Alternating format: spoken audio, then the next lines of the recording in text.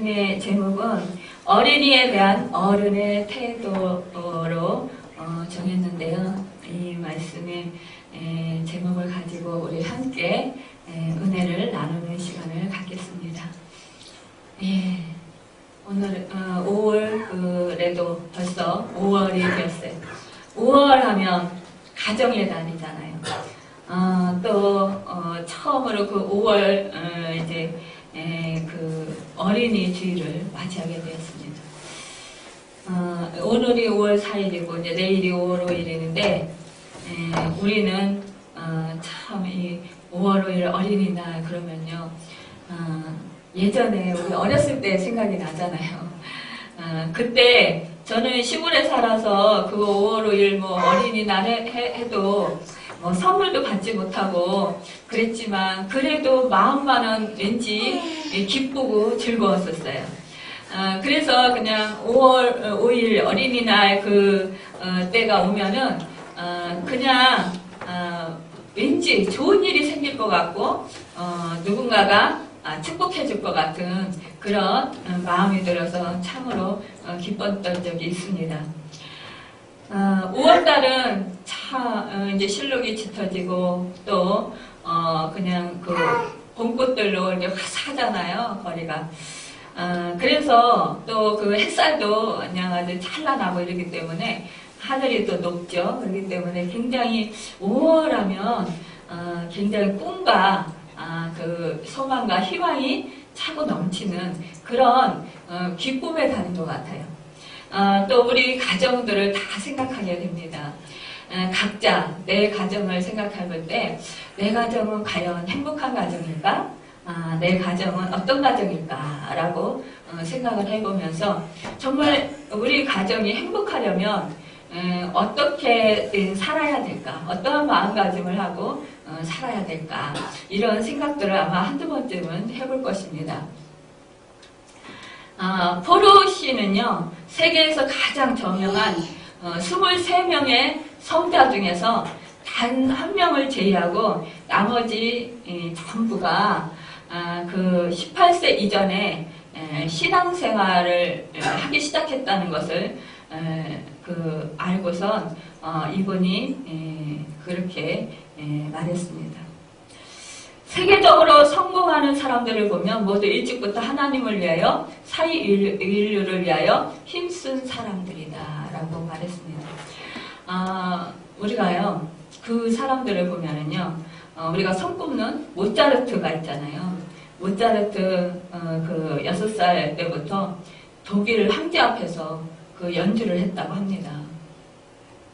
또 스펄전 목사님 우리가 너무너무 세계적으로 유명한 부흥 강사 목사님이잖아요.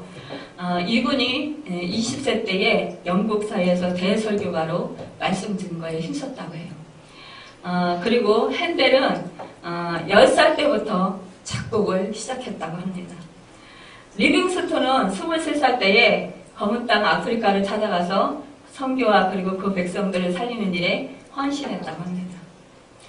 우리가 선교의 아버지 그러면 리빙스톤을 들고 있어요. 이만큼 리빙스톤이 정말 그 아프리카 땅을 그 구원으로 인도하는데 정말 그 매진했던 그런 선교사입니다.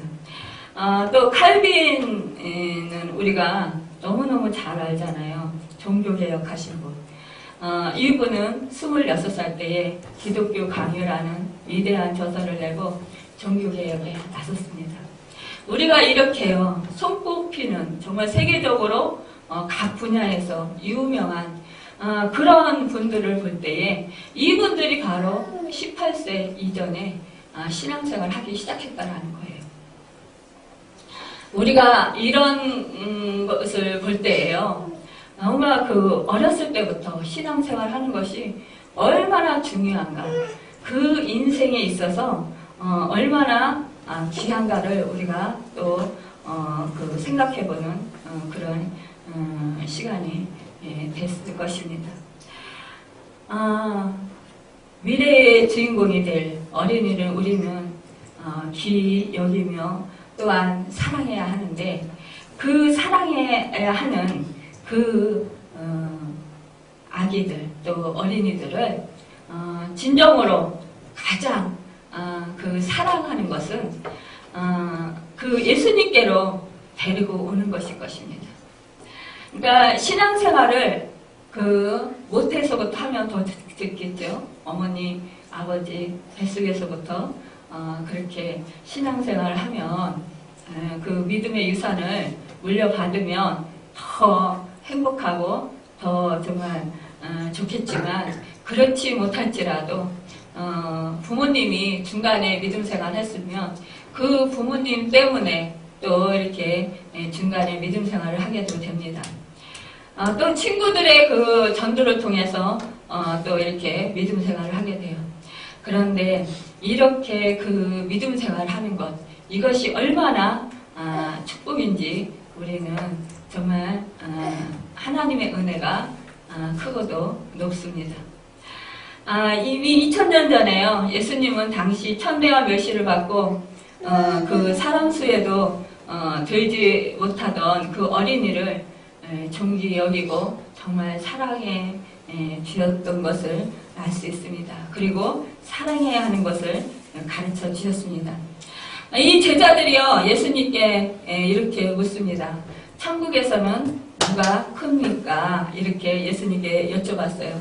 그랬더니 예수님께서 한 어린아이를 불러서 그들 가운데 이렇게 세우시고 진실로 너에게 이르노니 너희가 돌이켜 어린아이들과 같이 되지 아니하면 결단코 천국에 들어가지 못하리라. 이렇게 말씀을 하셨습니다. 이때 당시에요. 그 유대인들은 그 어린이와 여자는 이제 인구를 셀 때예요. 인구수에 넣지를 않았습니다. 그러니까 사람의 수에 사람을 셀 때 사람의 수에 넣지를 않았어요. 이만큼 아이들과 여자들은 무시를 당했고 또 업신여김을 당했습니다. 또 천시를 당했습니다. 이때 우리가 태어났으면 아마 되게 억울했을 것 같아요. 근데 요즘에 어떻습니까? 우리 여자들이요, 막 길을 활개를 치고 그렇게 살잖아요. 요즘에는 여성 상위 시대라 그래가지고 여성들이 오히려 존중을 받고 오히려 정말 그 어떤 곳에도 여자들이 막 그냥 명성을 날리고 있잖아요. 그런 거 보면은 요즘에 태어난 것이 얼마나 또 큰 축복인지 우리 여자들은 또 하나님께 감사해야 될 것입니다. 이 말씀 속에서 보면은요, 여자와 아이의 5,000명이라고 했고 장정만 60만 명이라고 했어요. 이렇게 오병이어의 기적의 역사에서도 그 여자와 아이의 5,000명이라고 했어요. 또 이스라엘 백성들을 셀 때도 장정만 60만 명이라고 이렇게 했어요. 이렇게 성경 말씀에 이렇게 기록할 정도로 이 시대에 여자와 아이는 천시를 당했어요. 무시를 당했어요.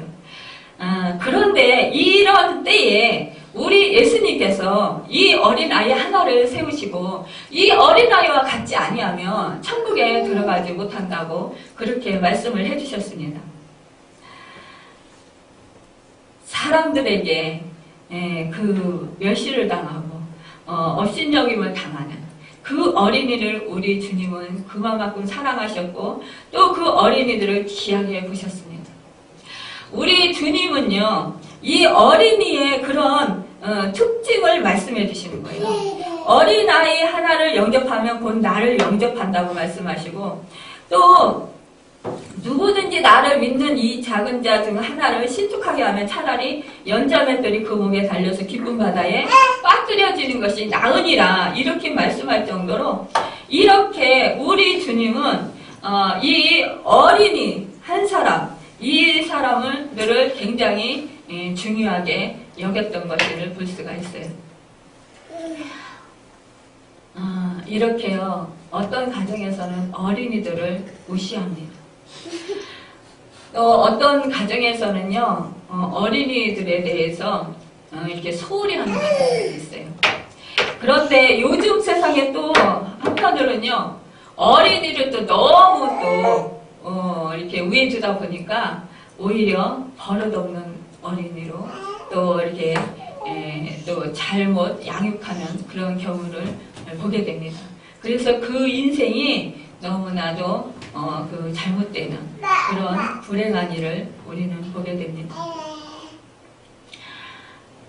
우리는요, 그래서 그 인생을, 어린이를 바로 이렇게 그 올바르게 그 양육하려면 우리가 그 아기를 데리고 태어나자마자 교회로 데리고 나와야 합니다.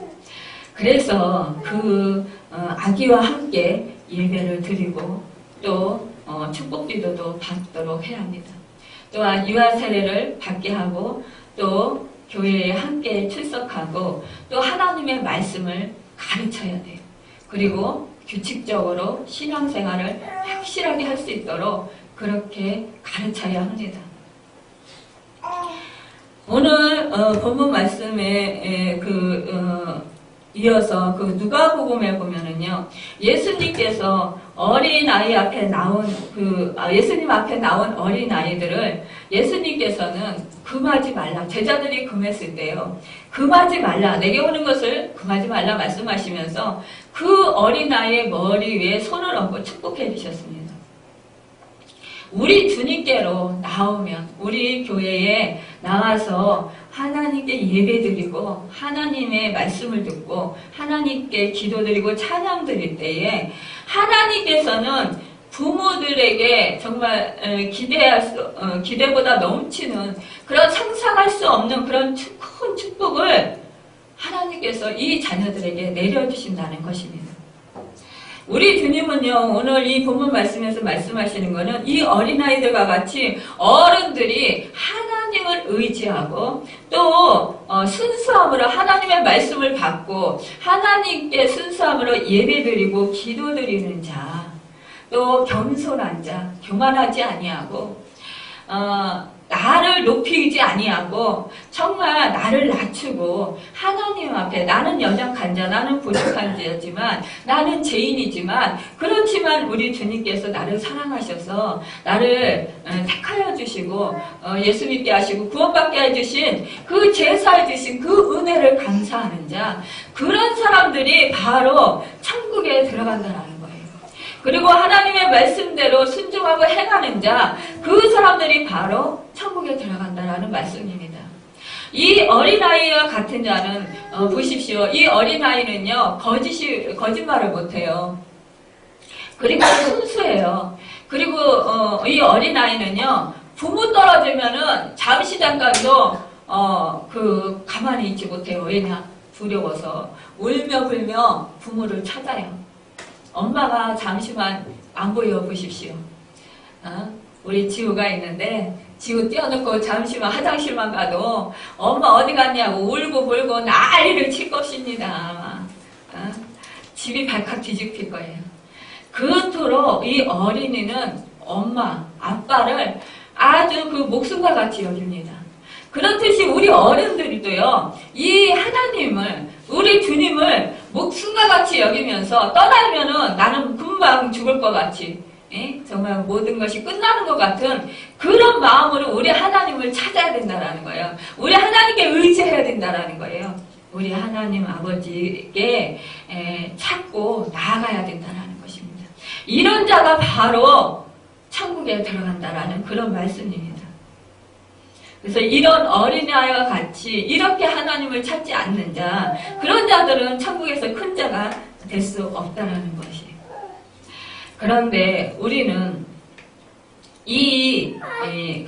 예수님께서 이 어린아이들이 이렇게 데리고 오는, 축복을 받고자 데리고 오는, 축복 기도를 받고자 데리고 오는 이 부모들의 마음을 흡족하게 해주셨습니다. 우리 성경 말씀에 보면은요, 엘리세벳이 어린 요한을 하나님께 바치고 정말 축복을 받았어요.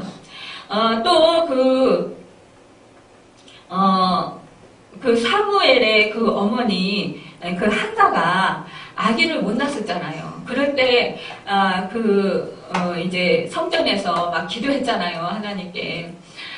자기에게 그 아들을 주시면 하나님께 삭도를 되지 아니하고 하나님께 맡기겠다, 드리겠다. 그런데 하나님께서 사무엘을 잉태하게 하시고 사무엘을 주셨어요. 그런데 이 한나가 하나님께 바쳤잖아요. 그랬을 때 이 사무엘이 얼마나 큰 축복을 받았습니까? 또한 이 한나가 그 후로도 또 자식을 여럿을 낳게 됐어요. 그런 축복을 받게 되었습니다. 그래서 부끄러움을 씻어주셨어요. 이 사무엘은 초대왕 사울을 기름 부어 왕으로 세우고요. 또 다윗을 또 기름 부어서 또 왕으로 세웠습니다. 또 그 사무엘은 선지자로서 제사장으로서 하나님께 그렇게 쓰임을 받았습니다. 여러분, 이렇게요, 하나님께 데리고 나오면, 하나님께서는 그 자식에게 말씀으로 먹여주시고, 또, 하나님께서 성령을 부어주시고, 또한 이제 그 어린이를, 하나님께서 잘, 하나님 뜻대로 인도해 주시고, 지켜주시고, 축복해 주십니다. 잠언 4장 1절에서 9절에 보면요. 솔로몬은 자손들에게 말하기를 내 아들아 아비의 훈계를 들어라. 지혜를 얻어라. 지혜를 버리지 말라 한 것을 볼 수가 있어요. 이것은 하나님의 말씀을 듣고 그대로 살아가기를 구하는 아버지의 심정을 기록해 놓은 말씀입니다. 성경 말씀은요. 불변의 진리예요. 세상에 많은 교훈이 있지만 그러나 그것들은 시대가 지나가면 변하기 마련입니다. 그렇지만 하나님의 말씀은 수천 년 동안 변하지 않았을 뿐 아니라 온 우주와 인간을 창조하신 하나님이 인간을 위하여 주신 말씀이기 때문에 결코 변하지 않습니다. 1.1핵도 땅에 떨어지지 않습니다. 변혁함이 없습니다. 어제나 오늘이나 동일하신 하나님의 말씀입니다. 하나님의 말씀은 이루어지지 않는 일이 하나도 없습니다. 여러분, 생명력이 넘치는 그 영혼을 살리는 하나님의 말씀은 순결하다고 했습니다. 우리의 우둔한 영혼을 밝게 하고 우리의 영혼을 살리는 그런 하나님의 말씀입니다. 또한 우리의 생명력이 차고 넘치게 해서 활기가 차고 넘치게 해 주십니다. 우리가요, 아무리 악한 자라도 하나님의 말씀을 바로 받기만 하면요, 그 마음이 정말 녹아져서 그 하나님의 그 말씀으로 새롭게 재창조되는 그런 능력이 있습니다. 여러분, 우리가 알다시피 정말 최건영 목사님이요, 그 목사님 깡패였다고 했잖아요. 그런데 그 목사님이 복음을 듣고 예수를 믿고 그러고 나서 그 사람이 새 사람이 되어서 정말 복음 전도자로 그렇게 그 많은 생명들을 살리는 그런 역사를 이루는 그 목사님이 되셨잖아요. 어느 분이 천국에 갔는데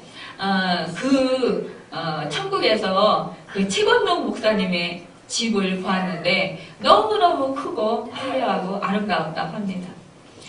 여러분, 이렇게요, 한 사람이 말씀을 제대로 받으면, 이렇게 아무리 깡패 같은 사람이라 할지라도, 아무리 그간 무도한 사형수라 할지라도, 그런 사람이라 할지라도, 새롭게 변화되는 놀라운 축복의 역사가 있게 됩니다. 우리가요, 대부분 어른들이 너무나 안타까운 건 아이를 키우면서, 이제 고등학생들이 되면은요, 학원이나 아니면은 어디에요, 가리 공부 시키느라고 하루에 예배 한 번만 드리게 한다든지, 아니면 그때는 1년 동안 고3 때만큼은 쉬어라 이렇게 말하고 당신들만 나와서 예배 드리고 기도 드리는 그런 어처구니 없는 그런 부모들도 있어요. 어떤 그 교회의 장로님의 아들이 고등학교 3학년이 되고 나서는 교회에 늘 나오지 않더래요. 그래서 목사님이 너무나 안타까워서 이 장로님에게 물어봤대요. 왜 아이가 안 나오느냐고. 그랬더니 대학에 합격하면 그때 나올 거라고 이렇게 말씀을 드리더래요. 그래서 이 목사님이 너무너무 어처구니가 없어가지고 이 장로님에게 아니 장로가 되시는 분이 그렇게 아이를 양육시키면 되겠습니까? 이렇게 말씀을 드리고는 그리고는 뭐 그렇게 말씀을 드렸지만 이 장로님이 뭐 말을 듣습니까? 그래서 그냥 기다렸대요. 참고 그랬는데 이제 그 입시가 끝나고요. 그리고 나서 어느 날 온 가족이 우울해하면서 그렇게 슬퍼하면서 교회에 나왔더래요. 그래서 장로님 그렇게 대학에 못 들어간 것이 섭섭한 일입니까? 그렇다면 천국에 못 들어간다고 한다면 어떻겠습니까? 이렇게 물었답니다. 여러분 우리 부모된 자들로서요 이 땅의 것을 굉장히 소중하게 여겨요. 무슨 명문대학에 가야 되고 무슨 취직을 아주 그냥 알아주는 그 대기업에 들어가야 되고 또 아니면은 박사가 되어야 되고 또 세계 유명한 사람이 되어야 되고 또 뭐 돈을 많이 벌어야 되고 이렇게 생각들을 합니다. 그러면 박사가 되고 좋은 대학에 들어가고 또 돈을 많이 벌고 나서 예수님 믿는다 그러면 주의를 지키고 교회에 나와서 예배를 드린다 그러면 그 중간에 어떠한 일이 어떻게 일어날지 아니하는 말입니다. 인생이라는 것 한치 앞도 몰라요. 그런데 내가 예전에 믿었다고 해서 지금 믿음이 있는 게 아니잖아요. 우리는 잃었다 함도 아니요. 또 받은 것도 아닙니다. 우리는 계속해서 살아가면서 계속 믿음을 우리가 고백해야 되는 거예요. 그리고 믿음의 삶을 살아야 되는 거예요. 한번 고백했다고 해서 끝나는 것이 아니에요. 지금 구원파가 왜 그 가정이 깨어지는지 아십니까? 구원파들은요, 한번 예수를 구세주로 영접했으면 아무리 많은 죄를 지어도 상관없다라고 생각을 해요. 그게 그들의 교리예요. 말하자면. 자기들이 죄를 많이 졌어도 이미 예수님께서 다 제사해 주셨기 때문에 그 죄를 지어도 상관이 없다라는 거예요. 그런데 그것은 너무나 잘못된 거잖아요. 내가 지금 죄를 졌으면 물론 예수님께서 십자가에서 2000년 전에 나의 죄와 허물을 사해 주시기 위해서 몸 찢기고 피 흘리시고 그 채찍에 맞으시고 죽으셨어요. 죽으시고 3일 만에 부활하셨어요. 내 죄를 다 그러니까 예전에 내가 믿기 전서부터 내가 알고 지은지 모르고 지은지 지금 사는 동안에 또 나중에 내가 살아가면서 먼 날 장래까지 정말 다 예수님께서 내 죄를 청산해 주셨어요. 그렇지만 우리가 이 땅에서 살아가는 동안에 또 우리가 죄를 짓잖아요. 그 죄는 예수님 이름으로 우리가 예수의 보혈의 피, 십자가 피를 의지해서 고백을 하고 죄를 해결해야 되는 거예요. 그리고 그 죄에서 돌이켜야 되는 거예요. 그런데 그 구원파는 한 번 죄를 지었다. 한 번 예수를 구세주로 영접했다. 그 믿음으로 고백했다. 그러면 천국에 간다라는 거예요. 우리가 살아가면서 우리가 믿음이 계속 있는 게 아니고 우리가 믿음으로 고백을 했다가도 어느 날 또 그 예수를 안 믿겠다고 우리가 불신할 수도 있는 거예요. 그러면 그 믿음이 우리가 하나님을 믿고 예수를 그리스도를 믿는 그 믿음이 떨어져 나가는 거예요. 여러분 우리가요 계속해서 이 믿음의 생활은 장거리 경주와 같아요. 그렇기 때문에 우리는 마라톤과 같습니다. 그 마라톤을 하는 데 있어서 계속해서 달려가야 되는 거예요. 믿음으로. 그렇기 때문에 아이들을요, 잘 믿음으로 가르쳐야 돼요.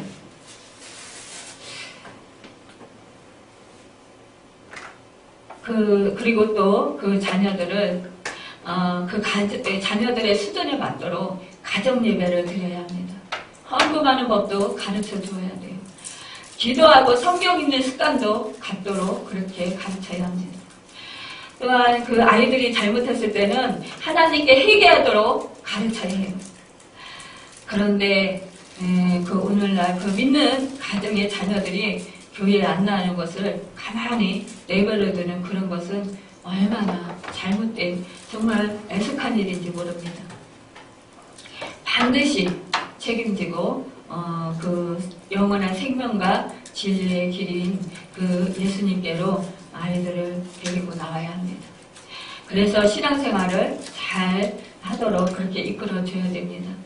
또 자식이 곁길로 가더라도 또 자식을 위해서 눈물로 기도하고 금식 기도를 해서라도 자기 자식이 하나님 앞에 믿음으로 바로 섰어 정말 하나님 앞에 인정받고 축복을 받을 수 있도록 그렇게 애써야 합니다.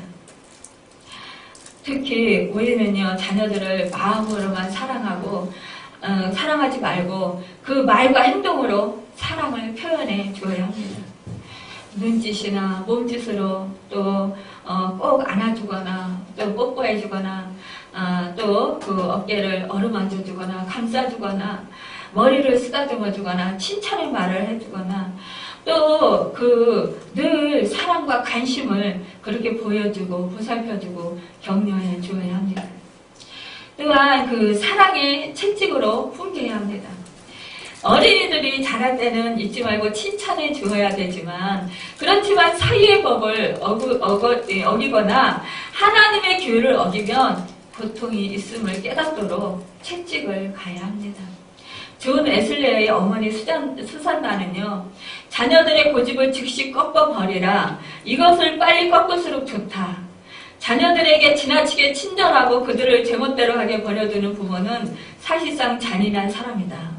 이런 부모는 타파되어야 할 학습을 자녀들에게 기르게 한다고 말했습니다.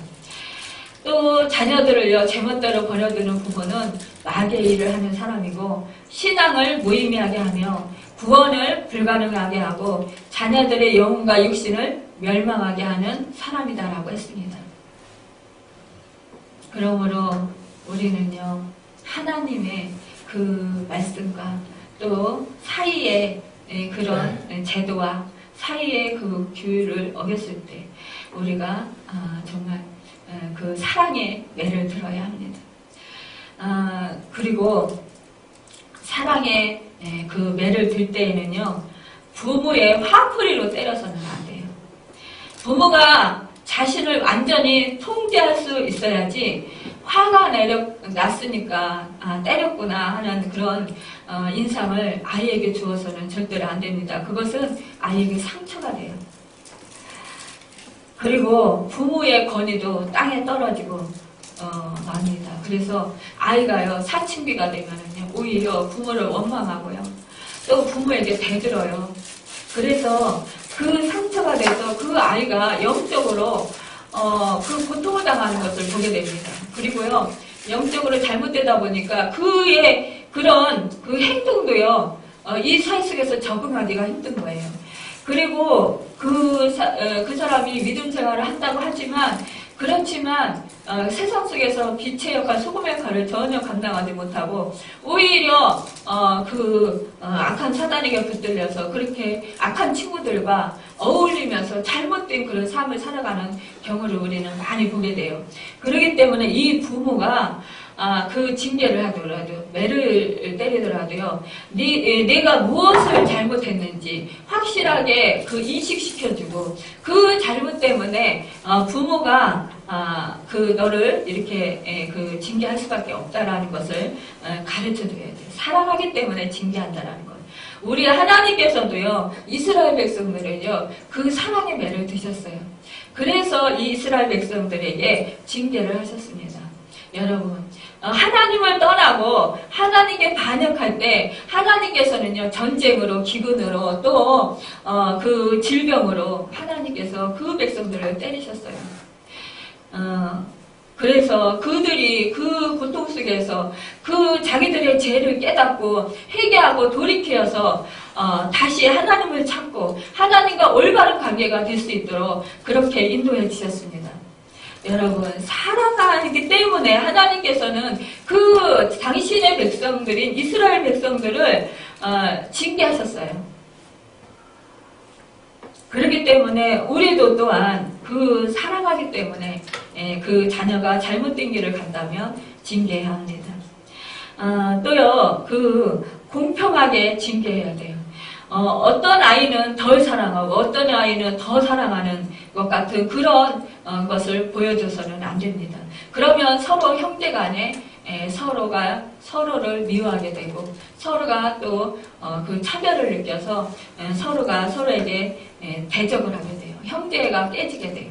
그렇기 때문에 우리는 그 공평하게 그렇게 징계를 해야 됩니다. 또 부모가요 공동으로 책임을 지고 의논해서 벌을 주어야 돼요. 아버지는 때리는데 어머니는 역상 든다든지 또 엄마는 때리는데 아버지가 아이를 그 역성 들고 그 때리는 그 엄마를 뭐라고 나무란다든지 이러면은요 결국은 그 부모의 권위가 서지 않아요.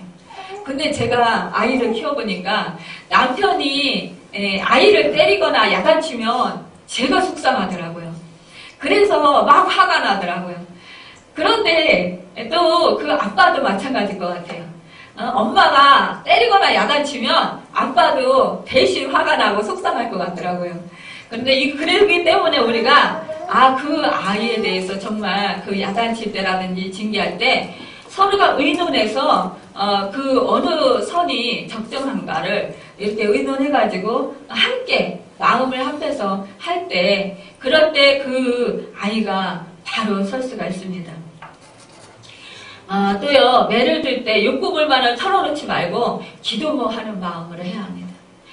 존 웨슬리는요 필요 없이 때리기만 하지 말라. 매를 질 때는 하나님께 그것을 축복하시도록 기도하라.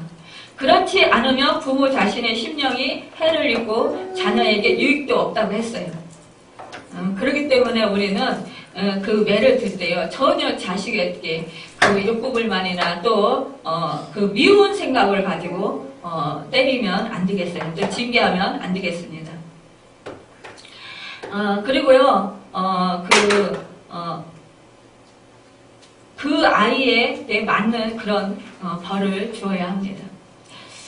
우리는 예전에 우리 장로님이 우리 수진이를 이렇게 잘못하면 야단칠 때 그 이렇게 기둥 앞에 그 세워놓고요 두 손 들고 서 있으라고 그랬어요. 그래서 이제 잘못을 뉘우치면 이제 그 손을 내리라고 그러고 그랬는데 그건 참 잘한 것 같아요. 그래서 여러분들 그런 방법을 한번 써보시길 바랍니다. 잠언 13장 24절에서는요 초다를 참아 못하는 자는 그 자식을 미워함이라고 했고요 자식을 사랑하는 자는 그 이실이 징계하느니라고 했습니다. 또 잠언 29장 15절에서도요 채찍과 꾸지람이 지혜를 주거늘 이위로 하게 버려두면 그 자식은 어미를 욕되게 하느니라고 했습니다. 제사장 엘리는요 자식들이 하나님의 법을 어기고 그 못된 짓을 해도 가만히 내버려 두어서 결국 그 하나님께서 진노를 하셔서 그 자식들을 한날에 다 죽게 했습니다. 그래서 그 소식을 듣고 그 이스라엘이 패한 그 소식과 또 법궤를 빼앗기고 또 두 아들이 죽은 그 소식을 듣고 엘리는요 의자에 앉아서 있다가 그 소식을 듣고 쓰러져서 그 목이 부러져 죽음을 당했습니다.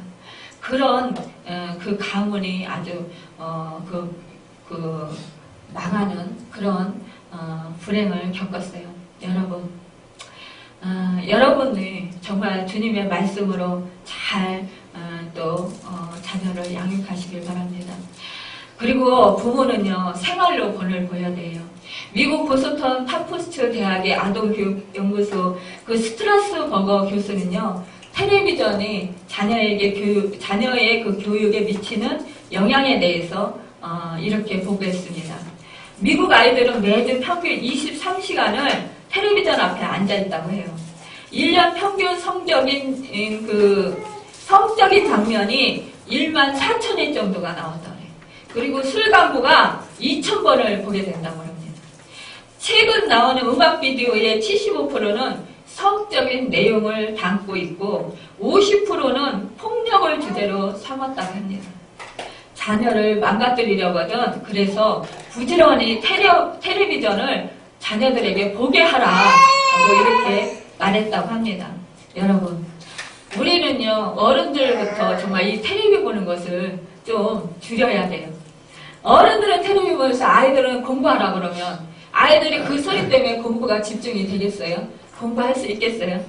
그렇기 때문에 내가 먼저 텔레비를 끊고 아이들과 놀아주고 또 아이들과 함께하는 그 시간에 함께 성경을 읽어준다든지 또 아니면은 함께 공놀이를 한다든지 함께 놀아준다든지 그런 시간을 가지시길 바랍니다. 그래서 그 아기가 정말로 그 예수님을 닮은 인격으로 잘 성장하고 또 정말 하나님께서 함께 하심으로 말미암아 세계 위에 정말 뛰어난 그런 그 하나님께 귀중하게 소중하게 쓰임받는 그래서 하나님께 정말 칭찬받고 영광 돌려드리는 그런 축복의 역사가 있기를 바랍니다.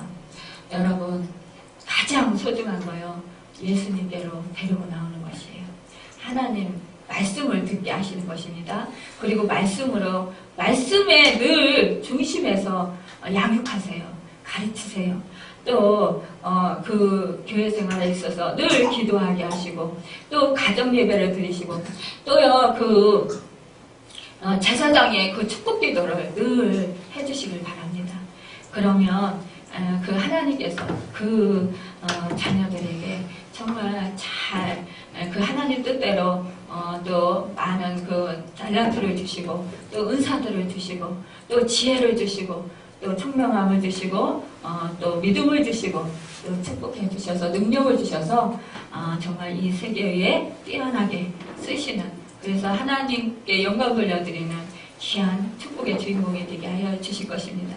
그러면 여러분 부모인